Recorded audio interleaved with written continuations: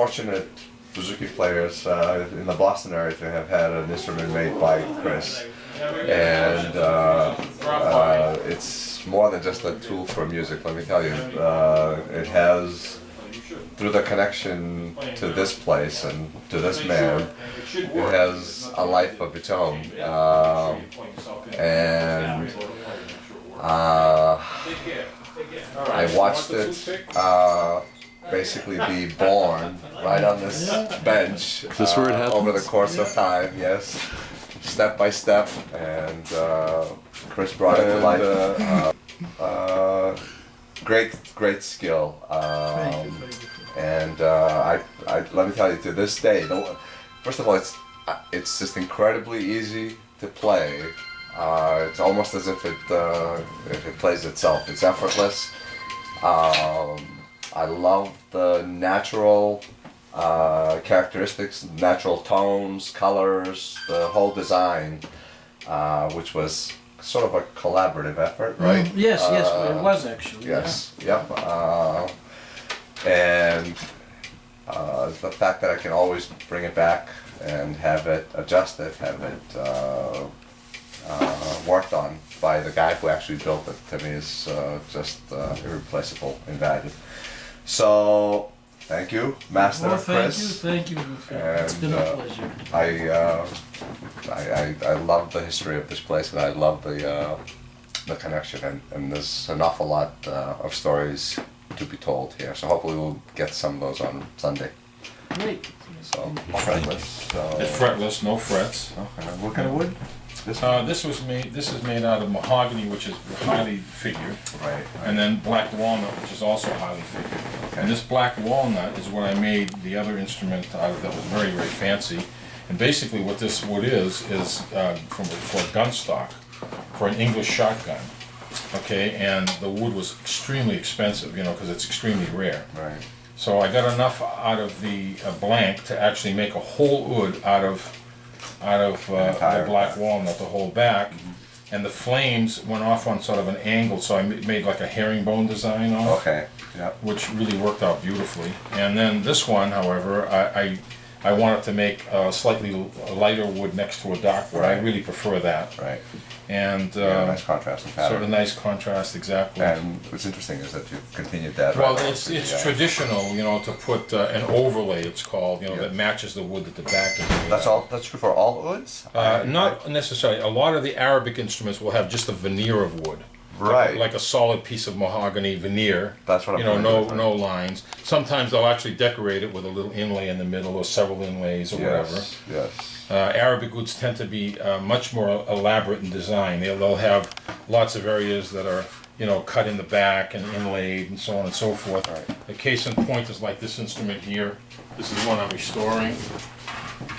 Wow. And you can see what I mean. This is Right. actually quite plain in the back and very unusual Yep. for Arabic instrument. But you can see all the decoration on the sounding board, and this gets even mind-boggling sometimes with the amount of decoration. Right. Now I've seen you cut Rosés. those yeah, out. I still on do. the- Yeah. Okay. That. And they take forever, of course, because these are my own designs.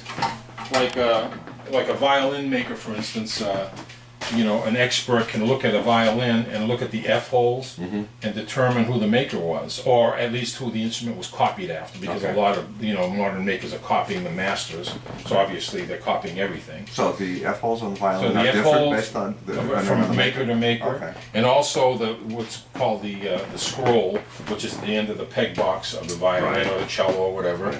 That usually is, a maker will sort of design his own, even though it's a scroll, the way he carves it and stuff like that also is another point, that helps to Identify determine, it. Right. whether that maker was made by that maker. With me, this particular little add-on back here was almost like a little scroll. This isn't quite finished yet. There's actually more work to be done on it. Right. But that's my own design. And then, of course, the inlays, the rosés themselves, like on this one in particular, this is my own design, which I actually designed back in 1965, and the small rosés as well. What is that made of? This is actually, I use Delrin, which is a very light and very stable plastic. It's a synthetic. Okay. But you can see it looks like bone. That's When what I I'm first make these, they're actually quite light in color, almost white. And then as time goes on, they sort of oxidize a bit, and they become almost like bone. So they're really handsome, and they don't break. You can do really great detail, you know, and if you were to bang it accidentally or something, it's not going to shatter. Right. This design is very traditional of one of the master makers in Turkey, who's now deceased. His name was Onik Karibian. And this is a very traditional design that actually his teacher, who was Manolius Venios, probably the greatest woodmaker of all time, you know, he learned his skills from that shop, as did many other woodmakers. And that time period would be the late 1800s until about 1916, roughly. And then he went off on his own. He started to build his own instruments. But this design is really not one that he himself designed. It's one that's been around for a century or longer. You know, and it's duplicated, you know, by makers over the years with slight modifications. But basically, that's it. So I use that. I never use my rosés in any repairs or anybody else's instruments because that's my trademark. Right. You see, so. You know, for instruments that you build from and scratch. people that know the instruments will sometimes recognize that, sometimes they don't, of course, you know. And of course, all of these usually have labels on the interior as well. And that's it. And this is very traditional. The Turkish instruments tend to be very plain, more emphasis on tone. That's, you know, achieved from the sounding board, not having lots of inlays and stuff all over it. And at the same time, the fingerboard usually is devoid of a lot of inlay as well, because that could cause buzzing and problems in the future. However, what I do when I do a fingerboard, if I'm using real pearl is extremely hard, of course, and we're able to now get sheets of it, believe it or not. There's a whole, there's a company that actually has copyrighted, you know, this particular way of manufacturing. They take thin shell, you know, and they put layer after layer after layer, and they epoxy these thin shells together, which is almost like a little more than 1/1000th of an inch thick. And they keep building it up to a certain level. And what I use, there's a piece of it here, although you can't see it, under this paper, and it's about 1/16th of an inch thick. But that's maybe about 9 layers of pearl. And then they put it under 20 tons of pressure. And they flatten it. Everything is flat anyway to begin with. And they put little pieces, you know. Right. And so what happens is you can sand down through those layers, and you're not going to get any epoxy. You're not going to lose anything because the pearl underneath keeps coming up. So it's like a solid piece of pearl. So the beauty of it is that it's dead flat. Years ago, before this, we'd have to take actual shell, grind it down, and use small pieces and join them here and there and so on to get the thickness we needed. You know, and also, you know, the looks of the pearl that we needed, and then we cut our designs out of it, you know, and that was very time consuming. This way here, it's a lot easier, and then I don't like using, because the fingerboards are made out of, I use a material I've used since 1965 actually, which is solid black impregnated fiber, which is vulcanized fiber. It's literally paper. And it's very, very hard, and it's black all the way through, like ebony. Traditionally, ebony or rosewood would be used, but the problem with that is that the fingerboards on the ouds are only 1/16th of an inch thick. And in some cases, they're a little thicker, but basically they're about that thick. And with the amount of playing that goes on, and we use the fingernail as traditional for Turkish playing, rather than the meat of the fingernail. So the fingernail digs into that ebony fingerboard, and after about a year or so, there's ruts that occur, and then you get buzzing, and then we have to dress the board, then you get another 6 months or a year out of it, and then eventually the board, you can't dress anymore, you have to replace it. So in order to avoid that and be more player friendly, frankly, and actually get a better sound, a sharper sound out of the instrument, I use that synthetic material. Looks just like ebony. If I didn't say it was ebony, you wouldn't know. But it's not to deceive, it's because it's 1/16th of an inch thick, and it will last 10 times over the ebony. In other words, in 5 years you'll come in and I'll dress this board, and you can get another 2 or 3 years out of it. So it's player friendly, it sounds better, and and I'm not utilizing ebony, you know what I mean? So that's a good thing too, because you know it's become almost so rare, you know. And so when I do restorative work, however, that's another situation. When you're trying to restore an instrument back to its original condition, if it had an ebony fingerboard on it, then we do the ebony. And if it has decorative, you know, like this one has a very decorative border on it, for instance, okay? if I were doing a restoration on this and this was not available, I would have to actually make this by hand. Okay, until I could come up with a piece large enough so I could cut sections out of it so I'd have that identical thing, because I don't want to change anything. I want to keep it as original as possible. So basically that's it. You know, the use of the Delrin, like I said, is a fine material because it's lightweight. It doesn't expand and contract and cause cracks in the top because these are glued in from underneath. You know, before the top goes on. And in some cases, when you know, they're using other synthetic materials that just aren't really strong enough to hold up, and the top will expand a little bit or contract a little bit, and when it expands, it pulls on the rosé, and of course causes cracking, and then the little pieces either drop out or they'll crack apart, and then when you're playing, they can cause, you know, buzzing sounds and so on. So the Delrin doesn't do that, you know. To what extent is the oud your main bread and butter, or No, other? not at all. Okay. No, this instrument Violins. is literally, and I hate to use this horrible phrase, but it's really a labor of love.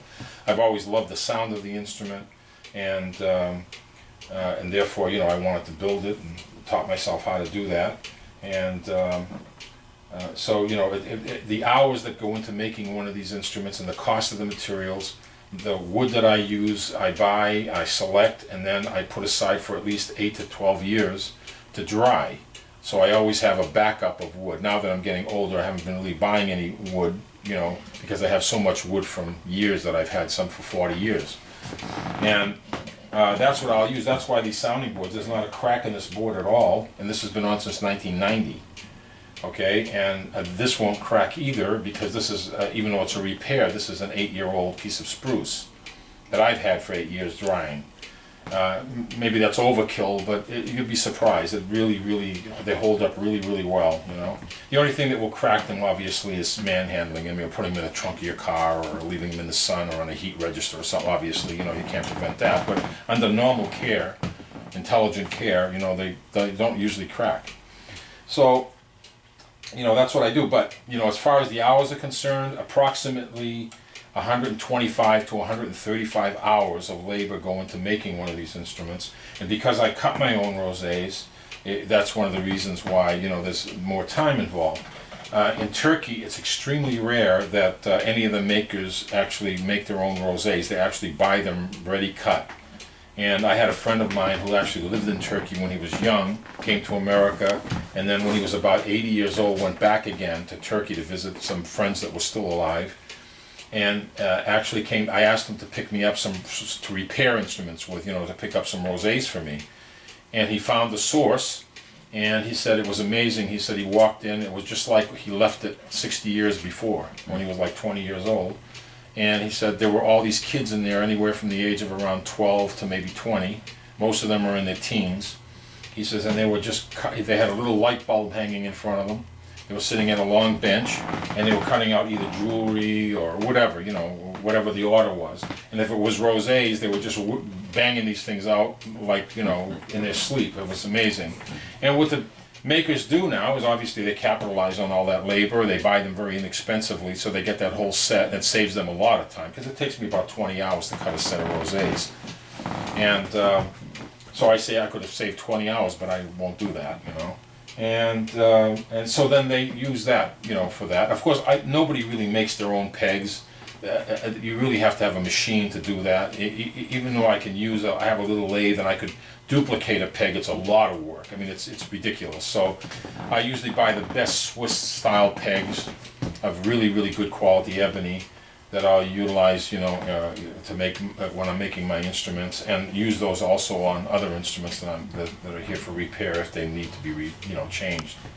So basically, that's it. I'm sorry. It's okay. The tops are unvarnished. That's very traditional for Turkish instruments. Once in a while, you'll see an instrument, but usually it's because somebody's varnished it, you know, and it really shouldn't have. The owner or somewhere along its life, somebody put a coat of varnish on, thinking that's the way it should be. But traditionally, they're unvarnished. And as you can see, this is brand new, even though it's 8 years old. It's as white as can be. In 20 years, it'll get this color. This would look like this in 1990. You can see the color change now. And as the years go on and it gets older and older, it literally turns almost brown. You know, we get instruments in that are 100 years old, and the tops are literally brown in color, you know. So I have some pieces here, as a matter of fact, from an old top, for instance. I can show you what I'm talking about. You can see how dark that is. That's spruce also? That's, yeah, you know, Right. it's really, really dark. And it even gets darker than this. You know, this is from an oud from about the 1930s, roughly. But I have some pieces here that are really, really old and ancient, but whatever. You know, and it gets darker with time. And traditionally, of course, the Turkish oud has what's called the dovetail joint. This, the core of the neck, before the overlay is put, you know, the core of the neck is cut in the shape of a dove's tail. If you can see what I'm talking about, how it's narrower at the top and it flares out at the bottom. So when you cut your channel into the head block itself, which is permanently part of the instrument, and you slide that in, literally you don't even need glue. If you do a really good job, you can just literally push it in there like a puzzle piece. And of course, it can't come forward, it can't come up, because this is because of the draft that you know accomplish by that flailing out at the bottom. You know, and that's traditional Turkish ouds. And the good part about that is it's a continuance of the core all the way through into the head block. So the action rarely ever changes very, very much, and can really be adjusted a little bit on the bridge if you had to, you know. So they're quite stable. The Arabic instruments are a whole different ball of wax. Basically what they are, the neck is actually it terminates right at the block. This extension does not go into the block. And they will put like a dowel, you know, they'll drill a hole into the neck and then into the head block, and then they'll make a slurry of glue and sawdust and sort of fill it all in and cram it together and wait for it to harden, you know, and then plane it down and put their top on and all that kind of stuff. Problem is that now it's really vulnerable because what happens, especially you know, in America, we have points that are very humid and hot, days that are humid and hot, and the glue starts to soften. And of course, the tension of the strings constantly pulling on that neck will start to pull it up. And what happens is you get this incredibly high action, which means, you know, the strings being farther away from the fingerboard, which makes it almost impossible to play.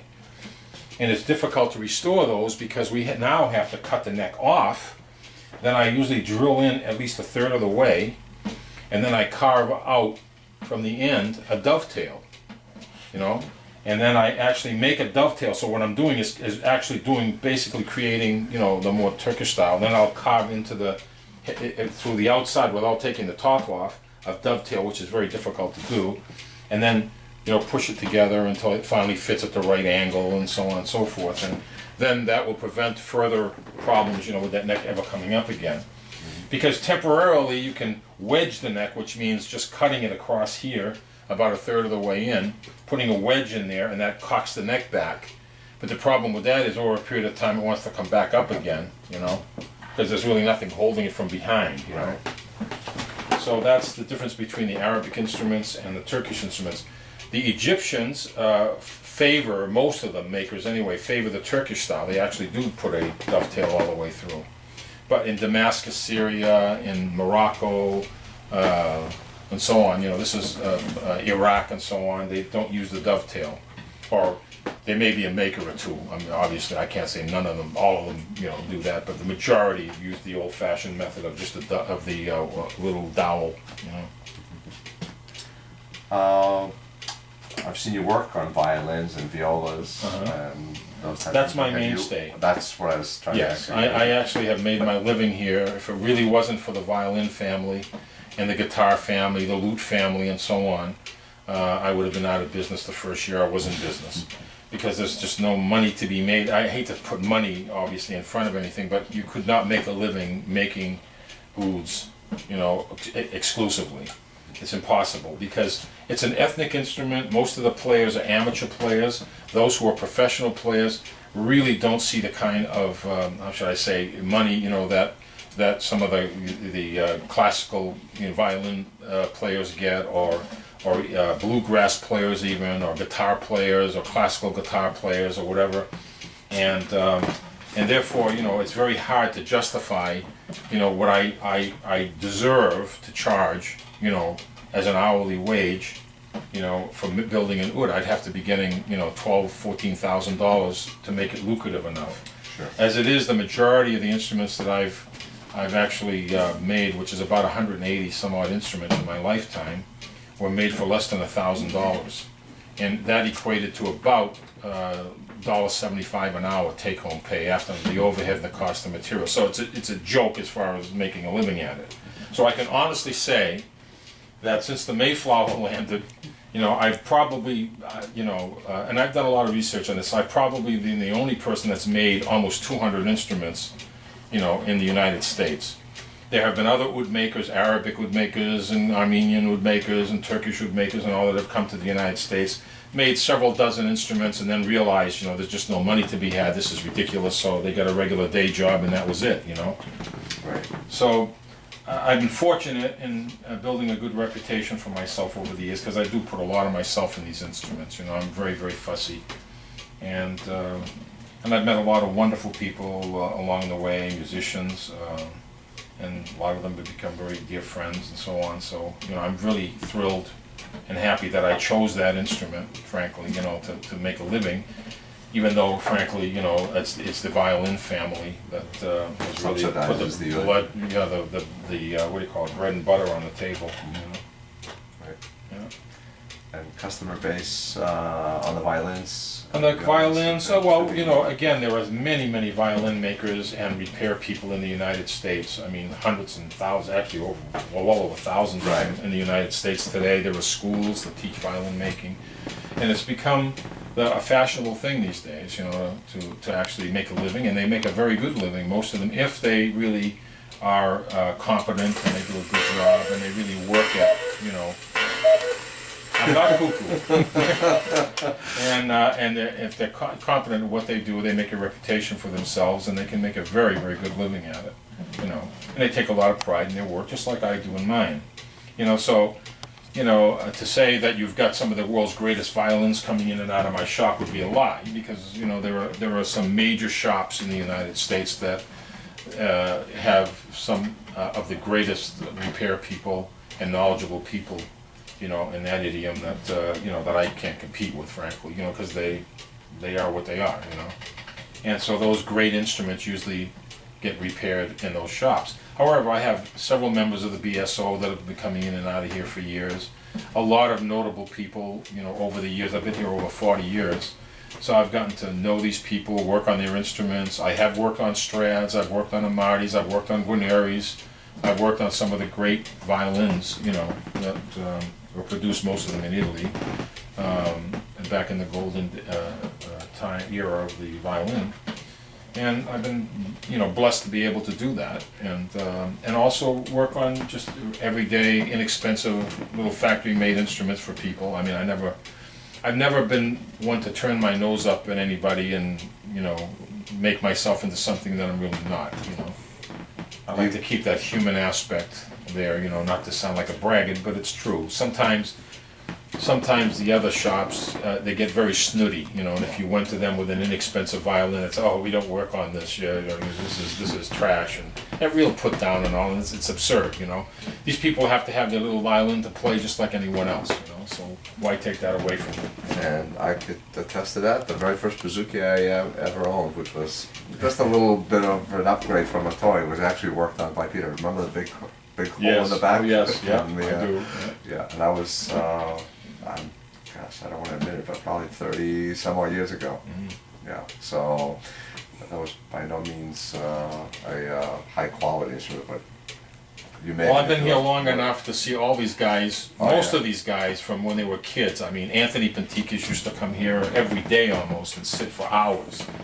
And how many others, Jimmy Spiros, and so many people, in and out of my doors, and we've become very good friends over the years. Charlie McCready's and Mal John, Mal Bassamian, John Mataris, and all these people have come here, and we've become dear friends, really, and with one thing in common: musical instruments, and it's become a hangout. You know, I mean, this is 40 years of, I mean, it looks really messy, but I know where everything is in this place. It has a story And, to tell. you know, every little ounce of dust and all, which is uncontrollable. You know, and I love it here. This is my home away from home. And someday I'm going to have to close these doors, and that's going to be a very hard pill to swallow. You know, even if I work out of my house and I have a facility there to do that, I won't be able to see my friends as often, you know, people coming and going and what have you, and that will really be, you know, Yeah. disheartening. We're not going to let you do that anytime soon, so. Well, I'm hanging in there. You know, the economy had an effect on all of us, no matter what we do. Yes. And unfortunately, from what I see also, there's the downturn in a lot of the music that we were raised with, as far as venue is concerned, places to go and play and, you know, enjoy ourselves, clubs and what have you, even weddings and parties and all that kind of stuff. You know, the CDs have kind of taken over. And a lot of, not that it's wrong, but a lot of the ethnic people are marrying outside of their ethnic, you know, heritage. And therefore, you know, that sort of dilutes the little, you know, the Greek, we'll say, part. And then, you know, and then they remarry, and then they marry, you know, their children marry, you know, and all of a sudden it's Yes. you know, it's just to the point where they're not going to want to go listen to Greek music because they're not. I was raised with it, with 78s. We used to crank the thing up every day. My father would come home, play his violin on his knee, and we'd listen to this music. And I had tons of 78 records to listen to from the 30s and the 20s and the 40s and 50s. We used to go to Lowell, and the records were $1 a piece. Back in early 50s, that was a hell of a lot of money. You know, to pay $1 for a record, and that's 2 songs, 1 song on each side, of course. And of course they were precious. If you just breathed on them, they would crack and break. So you'd have to be so careful. And when we'd play them, we'd have to change the needle almost every time we played one record, because if you used it over and over again, you'd scratch the records and they make a hissing sound, and you'd ruin them. And we'd have to be careful in how we stored them, because the slightest little twist would just crack them, because it was like a hard rubber of some kind that would just break apart. And you know, if you went out and bought 10 records, that was $10. The average salary was $60 a week. So that's a hell of a lot of money to lay out on records. And then the old vinyl came out, and that was great, because now you had 16 songs on, most of the old 78s were put onto vinyl. And for $4.95 you could buy, you know, an album, and in the back they'd have, you know, the write-up of the musicians and the songs and all, and then the cover would usually be a nice photograph of something or whatever, artwork. And those were easy to maintain, and of course with that came, you know, the diamond stylus or something, you know, so yeah. it wasn't scratching the records, you know, you could play them as often as you wanted to, as long as you were careful not to get dust and all. And then that's how I learned, by listening. I learned how to play the oud by listening to the old 78s, and then finally the vinyl. You know, just picking out, you know, note for note, day after day, listening to the same thing over and over again, and finally learning, you know, that way. So, you know, there's a lot to be said. And when I was young, there were a lot of clubs around still. Matter of fact, when I was a teenager, we used to have to literally flip a coin to see who we wanted to hear that weekend, because you'd have 2 or 3 major groups, Greek or Armenian, whatever, you know, that we would go to the dances and pay $2 to get in, and they'd have these great groups up on stage. Sometimes we'd go to one for 2 or 3 hours and then leave and go to another one that same night. Now we're lucky to have 1 or 2 of those affairs a year, never mind a week. And the clubs, there were at least a dozen clubs, Armenian, Greek, and Arabic clubs, that were constantly going. Not just on the weekends, we're talking 7 days a week, you know, in Boston and all the suburbs around Boston, but mostly in the Boston, Cambridge, Watertown area. And so there was a venue, there was a place for musicians to play. All the great older musicians who are now unfortunately passed on, most of them, some of them are still alive today and in their 70s. And they're not playing, and they're masters at what they do, and they're hardly playing. And as far as oud orders are concerned, when I first arrived here, I was getting as many as 20 orders a year, you know, and then slowly that decreased, and finally the last 5 or 6 years, if I'm lucky to get 1 order for a new oud about every 2 years now, you know. So that it's not a matter of even economy; it's just that nobody's picking it up again, you know. When I talk about the youth of today, I'm talking about a 35-year-old, that's a person approaching middle age. You know what I mean? Well, most of us think of youth as 16 or 18 or 20, but I don't see them coming in anymore. And this is kind of the epicenter of the oud making and bouzouki making and all in the whole United States, and still, we don't really get the young who are really devoted and dedicated. And you know what it takes, Phil, to learn how to play the bouzouki, how many years, how much hard work it is, and how you have to be always on your toes, how you have to learn new songs. You can't just keep playing the same things over and over again. You've got to make improvements in your ability, your improvements in everything, and it's constant work and very, very hard. And really, again, the money situation, which I hate to bring up, it's just not there, no matter how you look at it. And so many of these great players have, of course, over the years, have come up with records that have been changed now to CDs, are readily available. And now when somebody has a wedding, what do? They hire a DJ, and they want your music, so they get your CD, or they get Charlie's CD, or they get somebody else's CDs. The bride or the groom, they say, well, I want this song by Charlie, and I want this one by this one, and I want that. And the guy has it all there, and he plays it. And you think the group is there, the group is sitting home twiddling their thumbs, wishing they could be playing. It's a sad situation, but it's a lot cheaper to get a DJ than hire a group. But here's what happens. You don't have the group on stage. The kids that are at the wedding or at their anniversary or at the party or at the church or whatever, they're not seeing live musicians sitting up there playing instruments. That's what turned me on. When I was a kid seeing the old Greek musicians playing the lauto and the clarino and the violi, I'd just stand there. I can remember, like maybe 8, 10 years old, instead of playing with the other kids, I'd just be standing there watching and listening and getting goosebumps and getting turned on by these guys. And these were old men by that time, you know what I mean? They were born in the 1800s, for God's sakes. And I was raised with that, with not only the music at home, but also going and see the live performances, Nobody played records at a wedding, And the kids today now, you bring them to the wedding, and they don't see anything. They see a guy standing up on stage putting CDs in. They hear the music, but they don't see the instrument. They don't have a clue. And sadly, I think that has a big effect as well. If you can't see something and there's somebody expressing themselves on it, sweating and playing and doing their thing, it's a turn on, no matter how you look at it. It is a different time than the one I remember of 30 years ago. Yeah. But I can tell you that, it's part of what Meleti and I are undertaking, trying to Bring it back. Bring some of that culture. And I can tell you that there is some optimism. Yes, I hate to sound so negative. Oh no! I'm just saying. I'm not trying to be. I want it to succeed. As I have noticed over the course of the past year or so, things are beginning to really happen more frequently. Yeah. Events taking place. I am actually seeing some youth come into the picture, as young as Charlie's grandkids who are, at the, we're talking about the 3 and 5 year old. Yeah. Just last week I actually spent a few hours with Phl Papadopoulos' sons, who are very, very interested in the music and in the culture.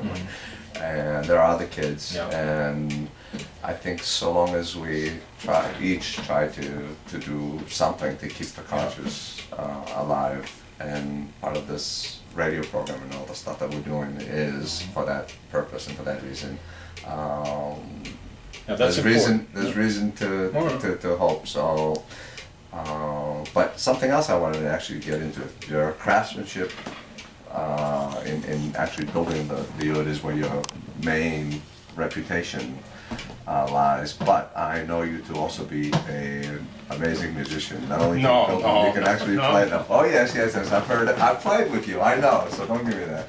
So not amazing. But I haven't excellent. played. I've gotten rusty. Let's put it that way. I haven't played for so long. When I was in college in California, I actually worked my way through school, building, repairing ouds, and playing in the nightclubs. So I had my own group, the Anatolians, and we played weddings and anniversaries and church functions and what have you.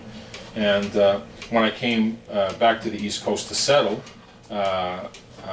which was 1970, I graduated from college, For a very short while, I played some of the clubs in Boston, and then just gave it up because now I had my shop, and I focused mostly on that. And I was newly married, so you know that whole thing changed. And I kind of approached it from the point of making these instruments rather than playing them as often. So I, you know, rarely sit down and really play and it's mostly for my own enjoyment. So I've gotten rusty, but you know, I mean, it's there, but you know, I really have to play for a year with a group, and you know, so we get to know one another. That's the whole beauty of, you know, it's very difficult, even if you're a really fine musician, and you take that person and you put them with other fine musicians, you know, but you don't really feel each other's vibes, if you know what I mean. When I had my group, it was just a simple little head nod or a little eyeball, and we knew that that meant, you know, this is it, you know, we're going to end it here, or we're going to start it here, or, you know, take a ride, you know, without having to say, take a ride, you know, it's just, just a little flick of the eye or something, and so we got to know each other. Plus, playing the songs that we played so many times, we knew where we were going. Who was gonna, you know, you would get to the certain level where, okay, it's time for me to take my little ride, do the thing, you know.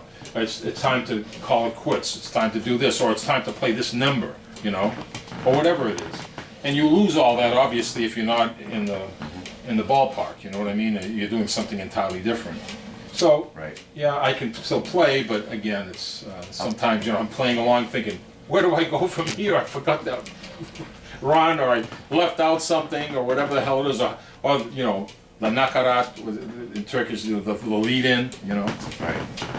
So I hope that we'll get to hear some of you playing on Sunday. We'll leave that to Mel. He's very good. Well, maybe I'll squeeze one Chiftetelli out or something. I'm sure we will. But thank you so much. Thank you. I appreciate it. Thank you for coming in and doing this. And thank you all for your good word. And thank you for the 40 some years, 30 of those which I've actually been part of at least. So I think I was 12 or 13 when I first set foot in this place. Most of you guys were at that age. So Yes, thank you for all of that love that you put into this whole you. thing. So we really appreciate it. I do too. Thank you.